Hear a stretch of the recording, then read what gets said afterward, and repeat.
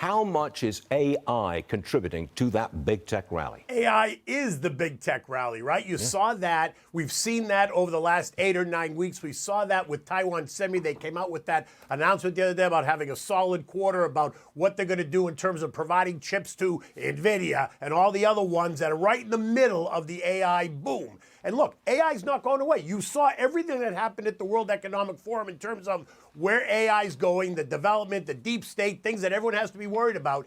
AI is here to stay, and it needs to be certainly a focus for everybody, but it is behind this rally that we're seeing. I think you have to look just beyond what the forward guidance is for the next 4 or 5 months. You have to think outside the box and think really ahead. What's in it for the rest of the year? What's in it for next year? Where could this go? That's going to be the story. And they can't necessarily say that in an earnings report, but they can certainly point to. And you and I, we've had this conversation. Almost every company out there is using AI in some form or another. The one that I'll tell you about is my C3.ai, because they help these companies allocate AI across enterprise solutions, right across the board. So many different ways to play it. It's relatively cheap, $24. I've owned it for a while. I've owned it down in the low 20s. It's traded up to 35. I think this is going to be one of those names that should be part of a portfolio. We can talk about Apple, we talk about NVIDIA, talk about AMD, all the ones that are in the middle of it. But if you wanted one, that would be my one pick. But I own all of them, right? The Apple, Microsoft, IBM, which I think is underappreciated in terms of where they are in terms of AI. I think that's going to be a surprise for a lot of people, and I own that one as well. The only thing that would make me sell them if suddenly the story fundamentally changes to the negative, but I don't see that happening. So therefore, at the moment, it's not in my wheel, it's not in my sell column, right? It's, if anything, it's in my accumulate column on any pullbacks.